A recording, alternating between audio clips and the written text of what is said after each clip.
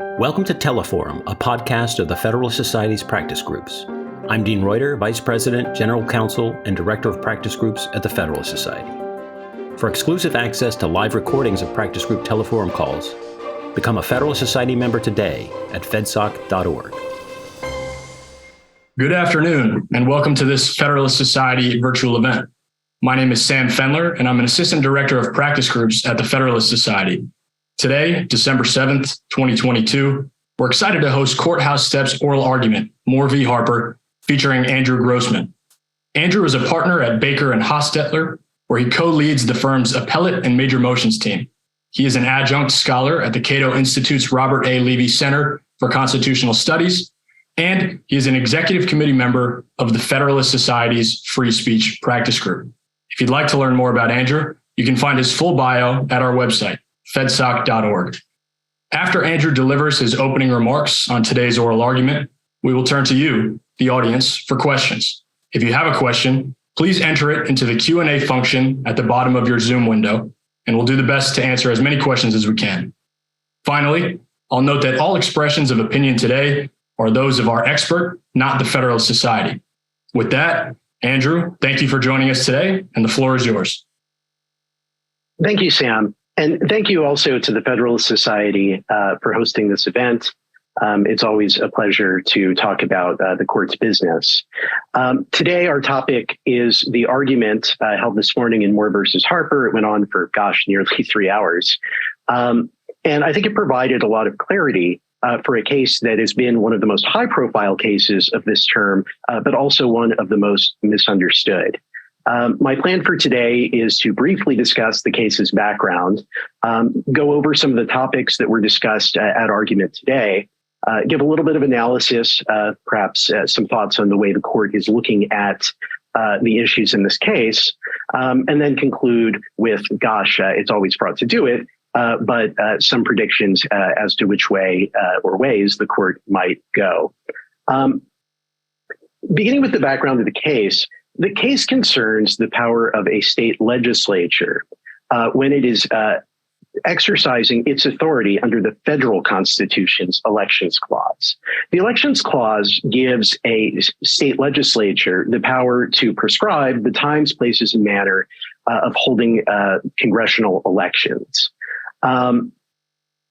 What happened in this case was that the state legislature enacted a new congressional district map for North Carolina following the 2020 census. Plaintiffs brought suit contending that the map was a partisan gerrymander in violation of the state's constitution. And the North Carolina Supreme Court agreed. And so the issue was presented, do provisions of the state constitution constrain the legislature's authority when it is prescribing regulations pursuant to the Elections Clause? Now, specifically, there were three provisions of the North Carolina Constitution that the North Carolina Supreme Court held rendered the map, prohibited partisan gerrymandering of certain types and cited as its basis for striking down the legislature's map. One was a provision that all elections shall be free. The second was that the people shall have the right to assemble together to consult for their common good. And the third was a provision protecting the freedom of speech. The court also averted to another provision that is akin to the federal Constitution's Equal Protection Clause. From those provisions, the court derived a principle of political equality, and from that, it put forward the holding that a congressional map must not diminish or dilute on the basis of partisan affiliation. In other words, political parties must have substantially equal opportunity to translate votes into seats. On that basis, it struck down the legislature's map. As the case comes to the Supreme Court, the central issue is whether that ruling, that is the application of state constitutional provisions to the legislature's map in this instance, contravenes the Article 1's Elections Clause. The petitioners in this case put forward two theories. The first, which is broader, is the view simply that because the Elections Clause specifically delegates this power to the legislature of each state, a state cannot constrain the legislature's exercise of that power through provisions of its constitution. In other words, when a legislature is acting pursuant to this grant of authority, it is not subject to or limited by provisions of the state constitution. Their fallback theory, which is somewhat narrower, is simply the point that drawing maps and assessing claims of partisan gerrymandering inherently involve questions of political judgment. And by deciding those types of questions for itself, particularly based on vague and open-ended provisions of a state constitution, the state Supreme Court effectively put itself in the legislative role and exercised legislative power as referred to by the Elections Clause. As for the respondents, their view, I think, is severalfold. First, just that the term legislature has always been understood to encompass a legislature that is bound by ordinary provisions, that is ordinarily subject to judicial review, including judicial review for compliance with state law, including state constitutions.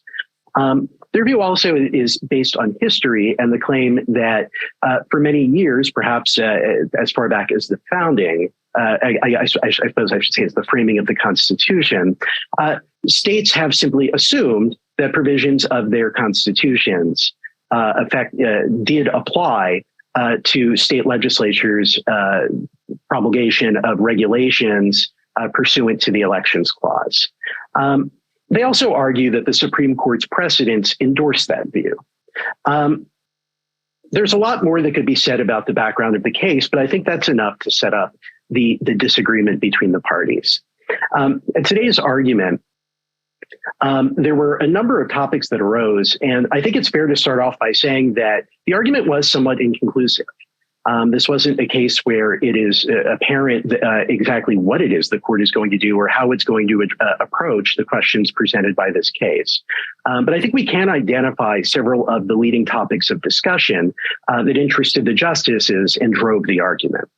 The first is the question, what is the source of law here that's relevant to the question that the court is reviewing? In fact, that was Justice Thomas's very first question, and one that was repeated at various points by different of the justices to various of the advocates. Now, why is that a significant question? It's a significant question because, as the petitioners have framed the issue, the Elections Clause is a delegation of federal lawmaking authority to state legislatures. And so it naturally follows that if we're talking about a source of law that is federal in nature, it would not be preempted by state constitutional provisions. Instead, it would be subject to federal constitutional law only, as well as subject to preemption by Congress acting pursuant to its authority under the Elections Clause. So that's what makes this a significant question. And it's one that, as I said, Justice Thomas pressed, but it was also raised at various points by Justice Alito and Justice Gorsuch as well.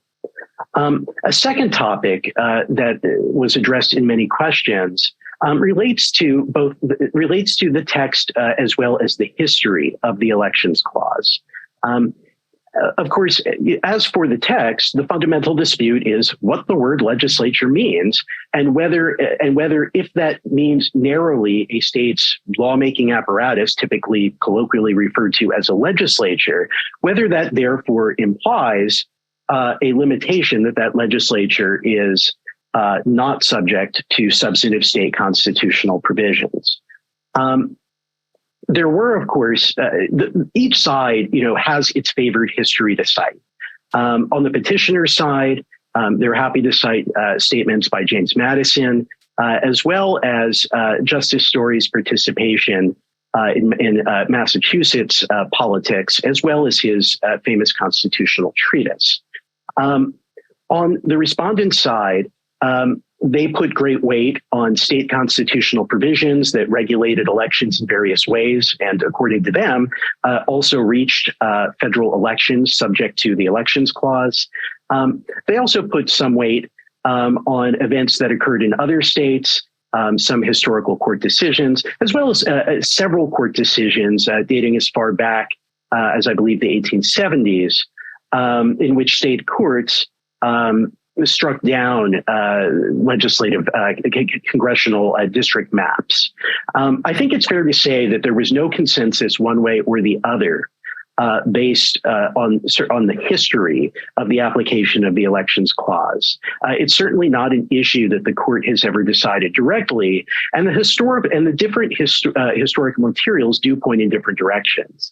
I will say, however, that I thought the respondents did score some points and seemed to illuminate several of the justices when they pointed out simply how many states at this point in time do have constitutional provisions that are being applied and have been applied in recent years to regulate elections within states, including federal elections. So I think that's something where the respondents, did have a point, and the petitioner's response to that point was simply that this more recent practice is not probative of the original meaning of the Elections Clause. For that, you have to look back further in history. And the history at that point shows a paucity of decisions striking down state legislative enactments for violation of state constitutional provisions.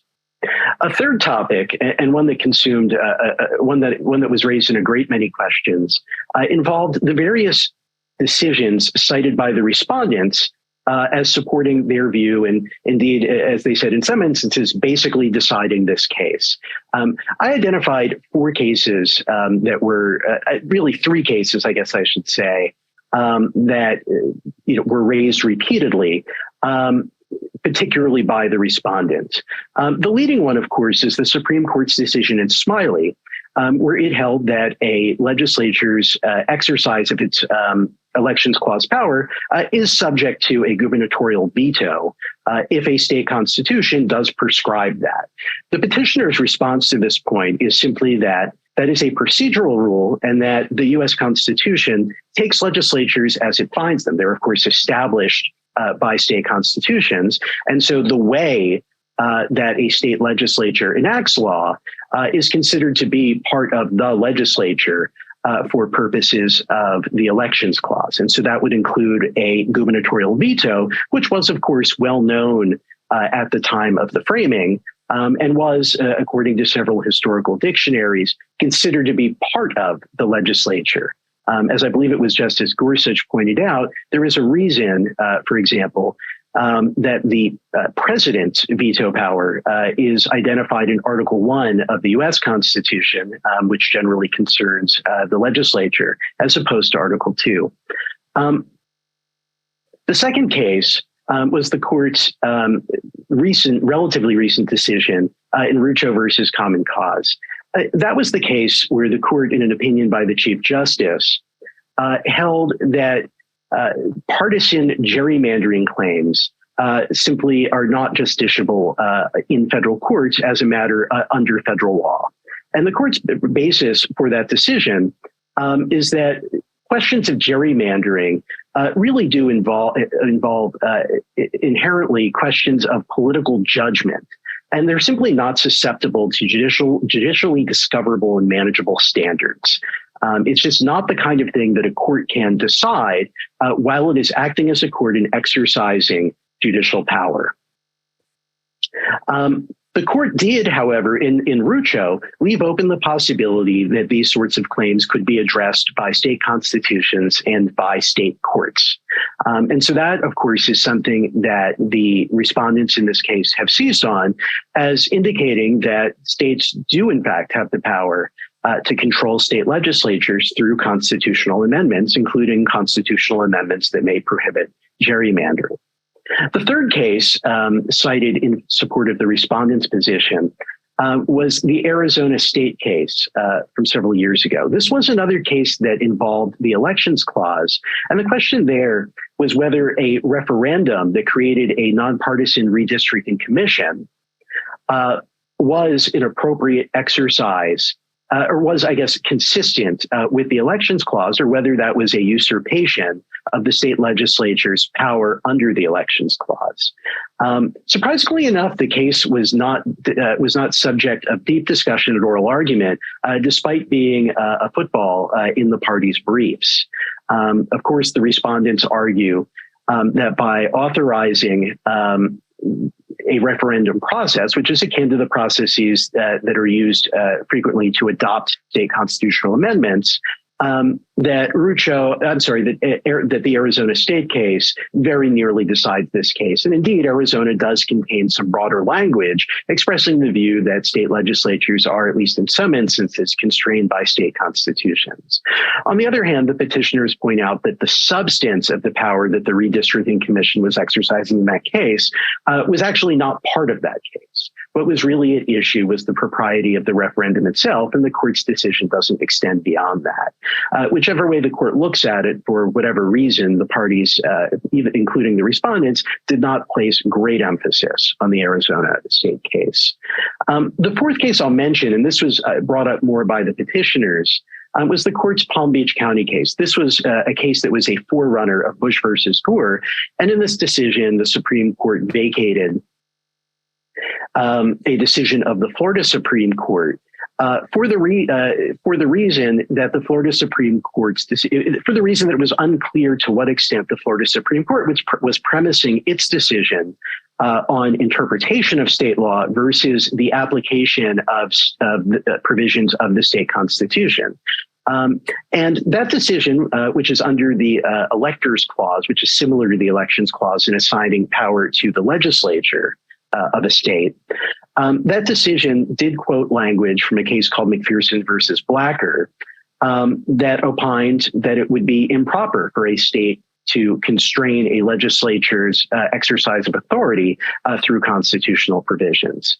And so the idea of Palm Beach is that the court recognized the vitality of that principle and that limiting factor.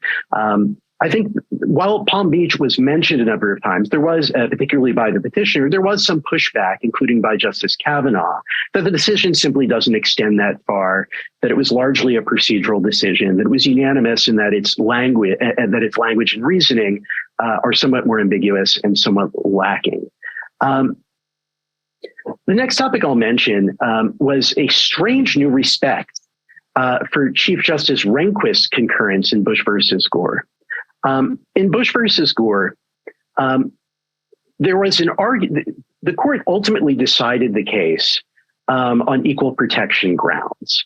But Chief Justice Rehnquist wrote a famous concurrence in which he pressed an alternative ground of decision. And that was simply that the state Supreme Court, the Florida Supreme Court, had significantly departed from the legislative scheme for appointing presidential elections. And on that basis, its decision violated the electors clause, which, as I noted, assigns power to the legislature. Surprisingly, all three of the advocates arguing against the state legislature in this case all seem to endorse various versions of Chief Justice Rehnquist's reasoning in his Bush versus Gore concurrence. In other words, they acknowledge that there are limits to what state courts can do when they are adjudicating laws enacted pursuant to the elections clause, and that does present a question of federal law. We'll get back to that, but I think it is interesting that it was only several years ago that concurrence was being described regularly in the academic papers as well as in the media as being radical and aggressive. But it seemed to, in this case, be universally accepted as a correct statement of the law. Finally, many of the court's questions involved issues regarding line drawing. In other words, whichever rule the court addresses, there are potential difficulties in terms of how it would define that rule and how subsequent courts would actually apply that rule going forward in deciding cases under the elections clause. For the petitioner's theory, the petitioner acknowledges that state legislatures can be constrained by state constitutions' procedural provisions. In other words, for example, a presentment clause that requires a piece of legislation to be presented to the governor, who then may sign it or veto it. But the petitioners distinguish between those types of procedural provisions and substantive restrictions. For example, limitations on gerrymandering, or a substantive limitation that voting has to be conducted in a particular way. Their view is that those types of state constitutional provisions cannot constrain a state legislature acting under the Elections Clause. Justice Sotomayor, in particular, was forceful in pointing out that courts have, for many years, have had difficulty in distinguishing between substantive and procedural rules when you're talking about federal regulations and review under the Administrative Procedure Act, and likewise have had difficulty in distinguishing between substantive and procedural rules of decision and rules and laws that apply in court when you're talking about the Federal Rules Enabling Act, and to what extent different provisions of state law are applicable in federal court or not. And I think a number of questions recognize that this may present a difficulty for the petitioner's central theory.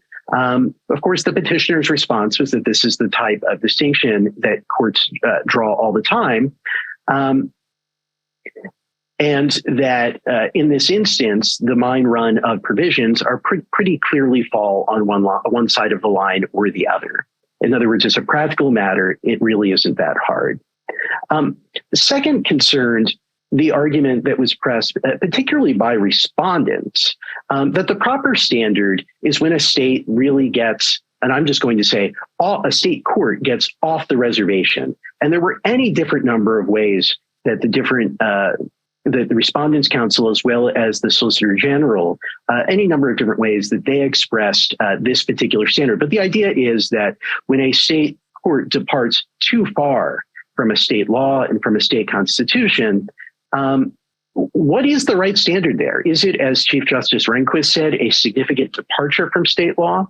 Is that the right way of formulating the standard? Or is that, not to use the phrase that was battered around a fair amount, sky high enough? In other words, is it not sufficiently deferential? And if that is the right approach generally, putting aside how exactly you define the standard, does the same standard apply when you're talking about state laws versus state constitutional provisions? One Respondents' Council said, yes, there is a distinction and the courts ought to be more deferential to state constitutions. The other Respondents' Council said, no, he didn't perceive a difference between the two. So that is a question if the court, where that line lies, and whether there's one line or two lines. But that's a question the court would have to address if it does go down that road. A final line drawing question concerned the respondents' position for their interpretation of the force of the word legislature. They've argued in their briefs that that even under their view, there must be a central role for the legislature. And as the petitioners pointed out, that's a very vague way of putting it. What does that mean? How is that adjudicated? What's the rule of decision? As Petitioners' Council put it, the respondents appear to adopt a sort of functional test. In other words, look at what is actually being done. But of course, functional tests of that sort are notoriously difficult to apply in practice.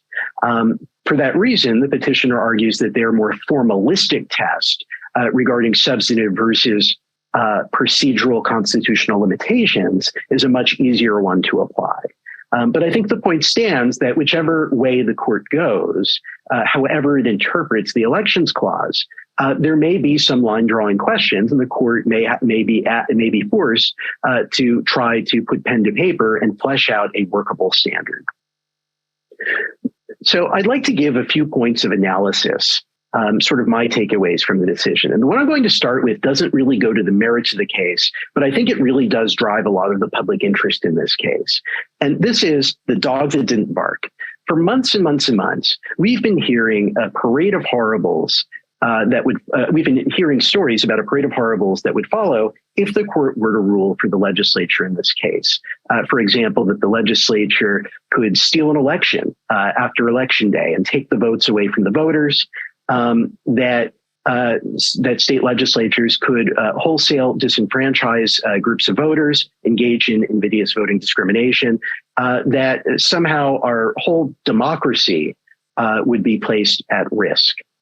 I think it's significant that of the three advocates who argued against the state legislature's position in this case, not one made any of those claims.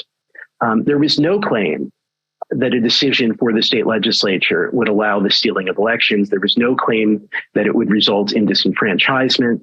And there was no claim that it would somehow override the broad protections of voting law, the broad protections of federal law that generally serve to prevent disenfranchisement and that ensure equal voting rights for all Americans. So much of the public reporting on this case has really been over the top and filled with really a lot of very strong invective. I don't want to argue, and I don't believe that this is not an important case.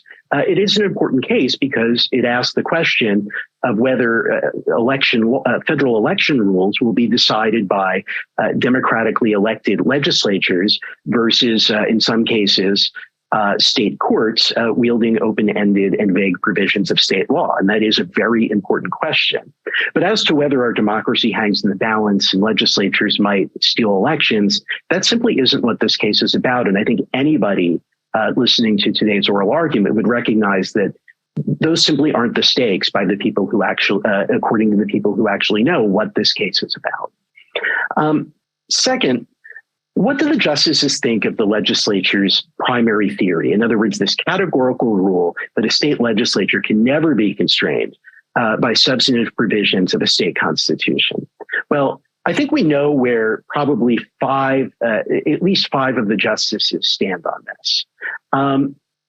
I've made maybe even six, let's say. Among the commonly identified as liberal justices, I think it's very clear that Justice Sotomayor and Justice Jackson simply reject every argument that the petitioners pressed in this case, and that their view is that the primary theory is simply wrong. Justice Kagan did seem to reject the primary theory of the petitioners, but she did seem a little bit more open in her questioning to narrower ways of looking at the case, and we'll get to that. On the other side, Justices Alito and Gorsuch were very full-throated in their view that the petitioner's view of the elections clause is basically correct as a textual matter and as a pragmatic matter in terms of how it would play out and how it would work and how it's been understood through history. And I think the same can be inferred by Justice Thomas's questioning as well, particularly his repeated questions on the source of the law underlying the question in this case. Justices, the Chief Justice, as well as Justice Kavanaugh and Barrett, seemed a little bit less clear about what they thought about this theory, and did ask questions of the advocates on both sides. I think there still is a pathway by which the petitioner in this case does prevail on their primary broader theory. And it really relates to a question that Justice Gorsuch asked of one of the respondents' counsel. The question was, if you concede, as the respondents' counsel did, as did the Solicitor General, that state court decisions are reviewable to see if a state court went too far in some way in applying and adjudicating or striking down, as the case may be, a state law regulating federal elections, where does that come from? In other words, what is the source of that limit? Because if you're talking only about state law, well, then there are only state law questions, and the federal courts do not answer generally state law questions. And certainly the Supreme Court would not be answering state law questions in this context. If it comes from the word legislature in the elections clause, if that is the limit, then doesn't that seem to give away the whole case? Because if the limit is that legislature means legislature, and therefore there is something to review to see if the state courts went too far away from what the legislature did or acted in a way that's inconsistent with the legislature, well, that concedes an awful lot, and it would seem to at least implicate the central theory of the petitioners in this case. And so it may be that the logic of Justice Gorsuch's question on this point In other words, if you're willing to accept any limitation, isn't that the whole ballgame? It may be that as the court ponders these issues and works out the implications of the various arguments that were put forward, that it recognizes that that concession is enough for the court to decide the case. Third, I think there was, however, even more interest, perhaps, in a narrower approach to deciding the case, including the fallback theory that was put forward by petitioners. I think it's fair to say that the Chief Justice, Justice Kavanaugh, and Justice Barrett all asked many questions about narrower approaches to deciding this case. And they all seem to be searching for some way of deciding this without necessarily having to embrace, in this case, the categorical rule that was put forward by petitioners. And so they asked a lot about Chief Justice Rehnquist's concurrence in Bush versus Gore and how that might apply, how the principles from that concurrence might apply under the different theories, as well as some of the outer reaches of what state courts might do in ruling on election clause legislation and how it is that federal courts might deal with that. They all seem to be grasping for some type of narrower approach, and it's possible that the approach that they settle on may be some version of the fallback theory that the petitioners put forward, their backup argument. And I'll get to that a little bit. I'll flesh that out a little bit more in a moment when I turn to really my final analytical point, which is, as I mentioned, there was this strange new respect for Chief Justice Rehnquist's Bush versus Gore concurrence. In fact, I think there may have been more discussion and more questions on that concurrence than any other topic in this case. And to this observer, at least, that came as somewhat of a surprise. The reason that was a surprise is that the petitioner in this case does not raise an argument that the state Supreme Court significantly departed from state law in deciding this case. In other words, the petitioners here raise their categorical argument, they raise their fallback argument, but they don't raise an argument that the North Carolina Supreme Court got North Carolina law wrong so egregiously that it was a significant departure from state law and thereby implicates federal interest in federal law in the way described in Chief Justice Rehnquist's concurrence. That said, there are other ways that that Chief Rehnquist's logic may factor into this case, and I think it's worth teasing those out. The first, and it's very simple, is just the idea that yes, this case and the state laws that are at issue, the state redistricting plan, does present a federal question. So that's very basic. And to be honest, I think the questions of the justices went far beyond that. A second way of looking at it is simply as an alternative limitation. In other words, if there has to be some kind of limitation, the one that Chief Justice Rehnquist put forward is one that, by all appearances, all the parties could live with. Now, of course, the petitioners would like additional limitations. But everybody on both sides did endorse in some fashion the rule that Chief Justice Rehnquist put forward in his concurrence. And potentially that could be something for the court to gesture towards if it were to rule against the petitioners in this case. In other words, the court could say that this is the proper limit, but it isn't implicated by this case because the petitioners didn't raise this kind of argument. Now, third, and I think this is perhaps the most likely, is that looked at from a certain angle, Chief Justice Rehnquist's logic does provide support for the petitioner's fallback argument. Let me explain how. Chief Justice Rehnquist identified the legislature as the central actor in making elections regulations. And he rejected the view that a state court could usurp that role through reinterpretation of state law or through other machinations.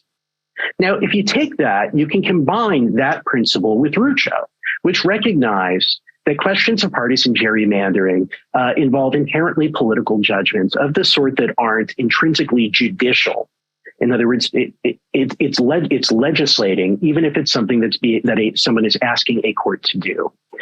And that's particularly so when you're talking about vague and open-ended provisions of a constitution that don't provide judicially discoverable and manageable standards for the court to arrive at a rule and then tell the court how to apply that rule to a given congressional map. In other words, what is the rule of decision? Instead, a court has to decide how much representation is right, how to measure that, how that should be balanced against other considerations, and so forth.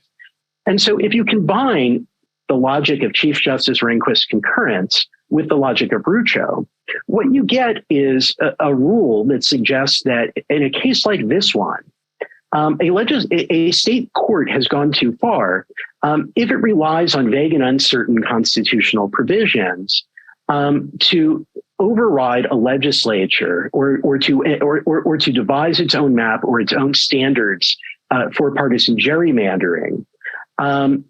Because to do so is to essentially exercise legislative power. And maybe the rule would be different when you're talking about specific state constitutional provisions that provide a rule of decision.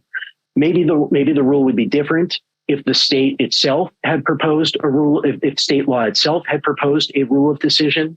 But in a case like this one, where a state Supreme Court is discovering the standards from vague provisions of a state constitution, it simply is taking for itself the role of the legislature in a way that contravenes Chief Rehnquist's view of the Electors Clause, and by extension, the Elections Clause, as well as Rucho's understanding of what it means for what renders an act sort of inherently political and legislative in its nature. So some guesses, I'll conclude with some prognostication about the different ways the court might decide the case. And of course, I want to start by saying predictions are hard, particularly predictions about the future. And in this case, particularly, it's very difficult, I think, to have a firm view of what the court could do, because there were really so many different avenues that were discussed both in the briefs as well as at oral argument. I think there is, as I said, still a pathway open for the petitioner's primary argument. That said, there is perhaps a greater likelihood that the court may seize on the petitioner's fallback argument. And if it does so, it could even leave that broader argument, the categorical approach, it may leave that for a later case and a later day. Because if the court decides this on narrower grounds, then of course it wouldn't need to decide the broader issue of whether state legislatures are categorically free of state constitutional provisions when they're exercising their power pursuant to the Elections Clause. A curveball that has less to do with this court than with another one is that the North Carolina Supreme Court, may well reconsider this decision in the time that it's being being taken under advisement by the U.S. Supreme Court. New justices have recently been elected to the North Carolina Supreme Court. As I understand it, and I'm no expert on North Carolina Supreme Courts, the balance on that court has shifted. And there is certainly a possibility that as a result, recent decisions of the North Carolina Supreme Court under its outgoing majority may be called into question, potentially even in the near future.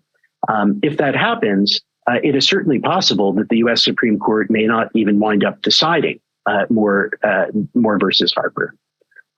So with that, I will conclude, and I certainly look forward to your questions.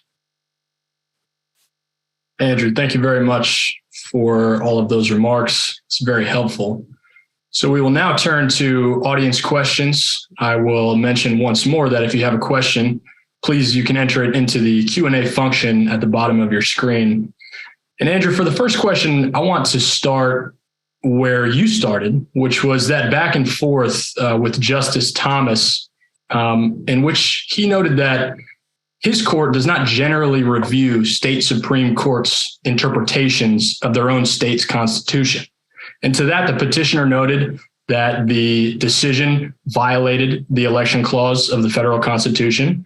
And for their part, the respondents noted that they think and you said this as well, a sky-high standard is the correct way to address this. I'm wondering if you can speak more about that back and forth and how it might factor into the ultimate conclusion. Well, I think you put your finger on a really important issue. For years, advocates who take the position opposed to the state legislature in this case, have argued that this sort of claim doesn't present any type of federal question whatsoever, and so it's not something that federal courts should even be reviewing. And of course, the respondents in this case took the opposite view. They did recognize that there was appropriately presented a federal question. And it was for the reason, I think, that was elucidated by Justice Thomas's question, that the font of the power that is being exercised in this case is the U.S. Constitution, the Elections Clause of Article 1. And that's very significant because it's possible that some of the justices may look at this in a very simple but not simplistic way, that the power that's being exercised here is inherently federal. It derives from the federal Constitution. And because it is a federal power that's being assigned by the federal Constitution, it would be a very strange thing to say that it is somehow preempted, that it is somehow limited and cabined by provisions of state constitutional law. That's really not the way things that normally work. And so I think for a justice like Justice Thomas, and probably Justice Gorsuch as well, it's enough simply to observe that what we're talking about here is a species of federal law. Therefore, the very fact that the court has the power to hear this case, the very fact that all the parties agree on that and agree that there is some standard that applies in this field, is almost enough to decide the case. Certainly. I think the federalism issues that are raised will be very interesting to see how the court works through. And turning to our audience now, Andrew, our guest Marissa Cohen asks, listening to the oral argument, which justices do you think were most open to the petitioner's position? And I know you touched on this, but maybe you can expound upon some of those justices that are up in the air and how you think this case might get to 5 votes. Sure. So I don't think there was any serious question that Justice Gorsuch and Justice Alito were very much in the state legislature's corner in this case. Both of them asked repeated hypotheticals of respondents' counsel that were drawn directly from the petitioner's briefing, as well as from amicus briefing on the petitioner's side. And they really seemed to be concerned about the consequences of a decision that goes the other way. And so they seem to fully embrace the petitioner's primary argument. Justice Thomas also asked questions that, again, regard the source of law that's at issue here, and to some extent the federal state structure, albeit in an oblique way, but I think also suggests that he sees things similarly. You certainly then have in the middle the Chief Justice, Justice Kavanaugh, and Justice Barrett, who on the one hand were perhaps a little bit skeptical of the state's broadest theory, and particularly some of the consequences and difficulties that may be borne out if that theory is adopted.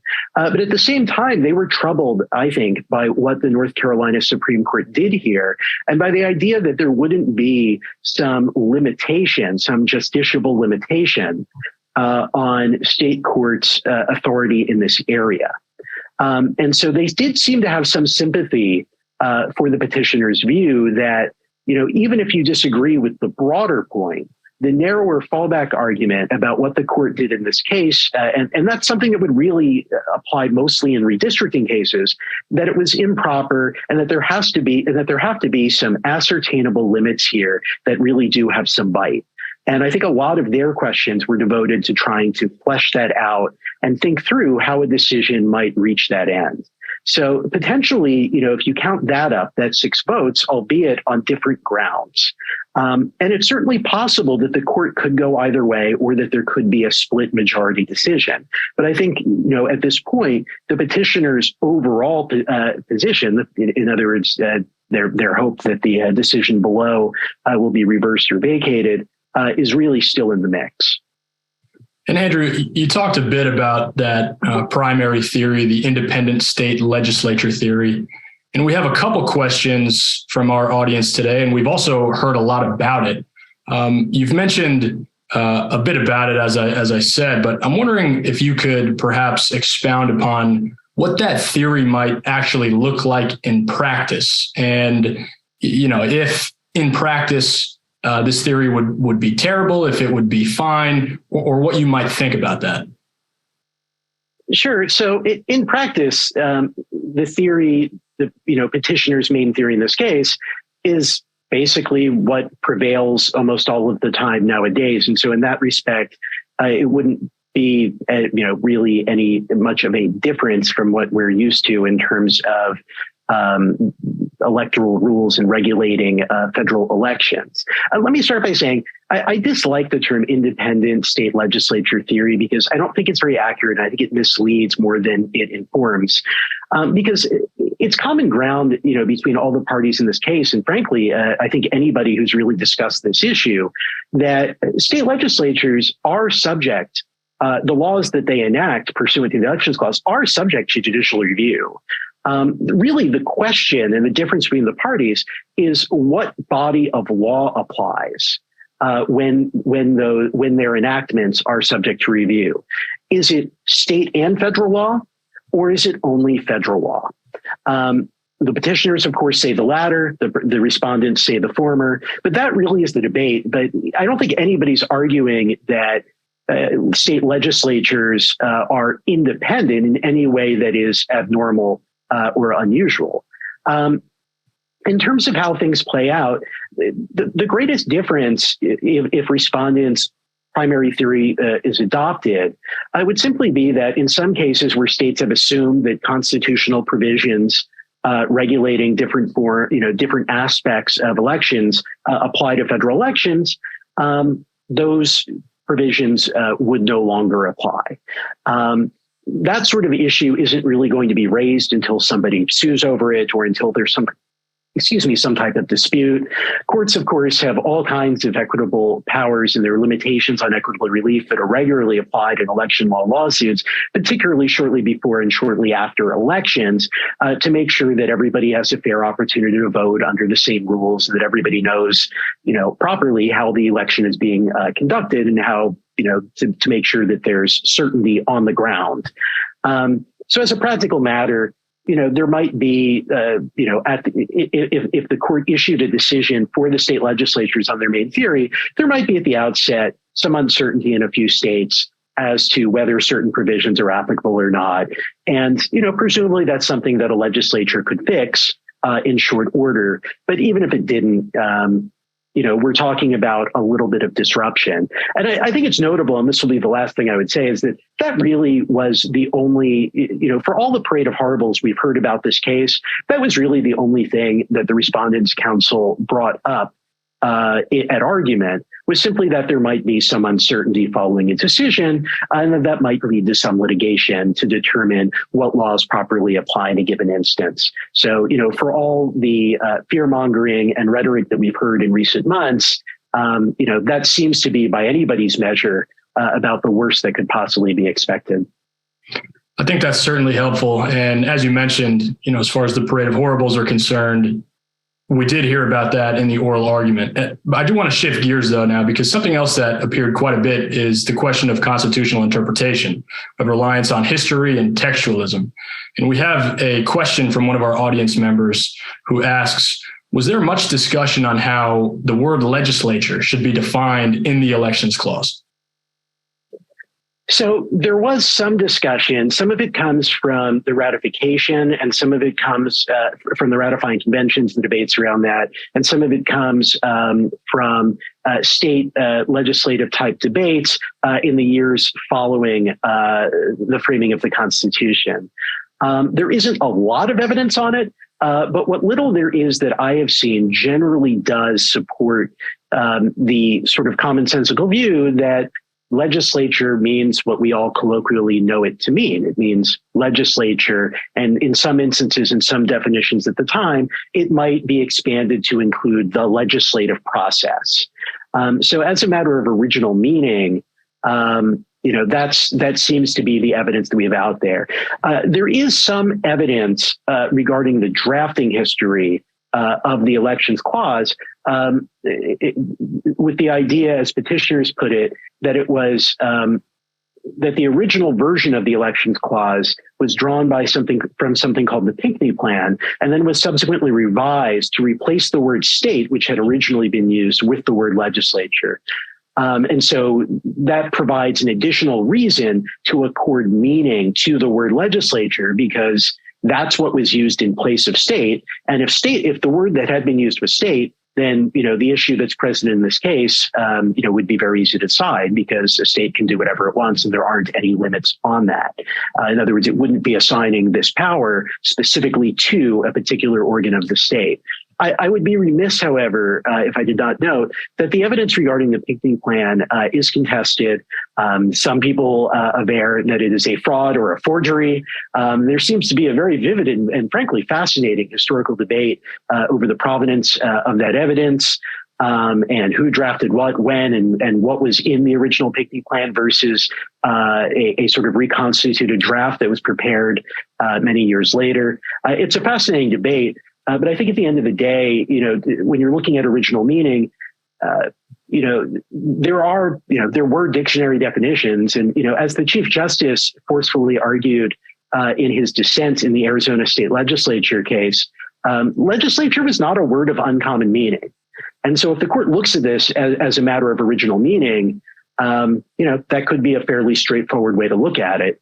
But, obviously the respondent's view is, well, nobody's treated it that way, and you can infer from that it wasn't understood in that fashion at the time. So I think it's fair to say that the meaning maybe cuts one way, but the understanding arguably cuts the other. Although I will say that is a very heavily contested claim, given that there simply weren't many disputes over this precise point in the early years, and the couple that there were generally did seem to go in favor of petitioner's reading. And to stick with this conversation about originalism, at one point, the respondents actually made a direct plea to Justice Thomas, saying that this case lends itself particularly well to Justice Thomas's jurisprudence. And by that, the respondent meant historical analysis in particular. And you sort of got into it, but moving away from the textual analysis and maybe to the historical analysis, I'm wondering if there's anything you wanted to say there about how that might factor in. Well, so that was Neil Catmull, I believe. And that was, I thought, a really neat pivot that he pulled off, just as a matter of lawyerly craft, because he knows that Justice Thomas generally does allow advocates to speak, and that when Justice Thomas asks a question at the beginning of the argument, that the other justices will generally allow some leeway for the advocate to speak for a while and answer the question. So I thought it was very clever to use Justice Thomas's question as an opportunity to hit several points. So far as the history that was discussed, it primarily consists of provisions in state constitutions around and shortly after the period of the framing.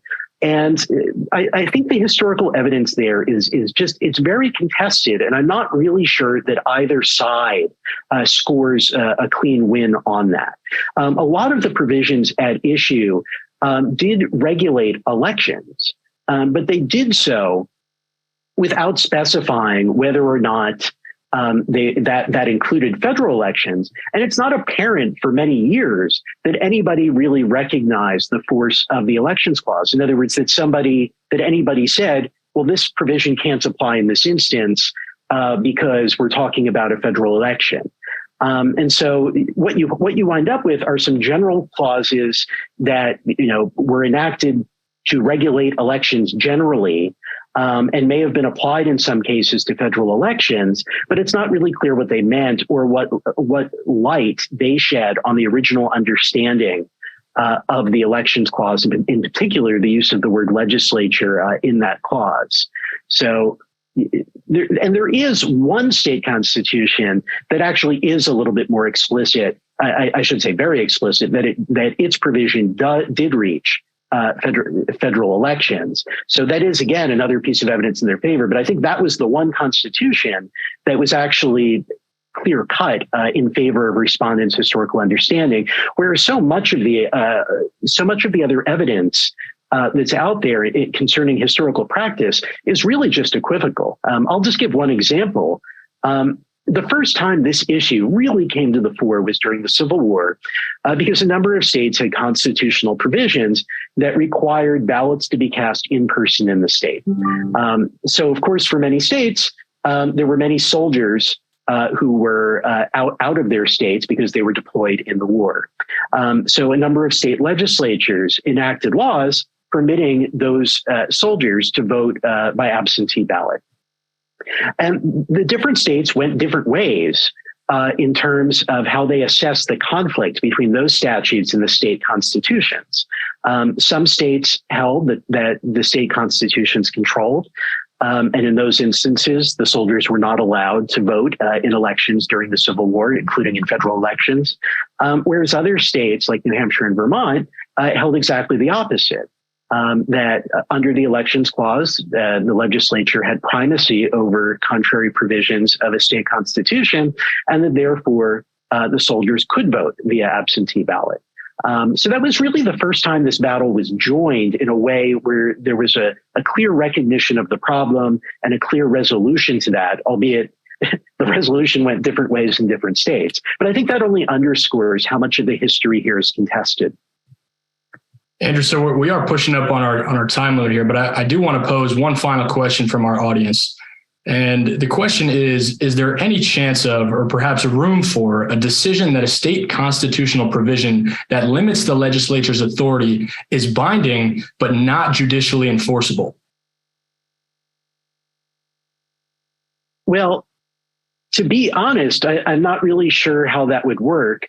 And I think as a practical matter, if the idea that it's morally binding on the legislature, but not legally binding in a way that could be enforced, ultimately that would wind up, I think, being pretty similar to what petitioners are asking for.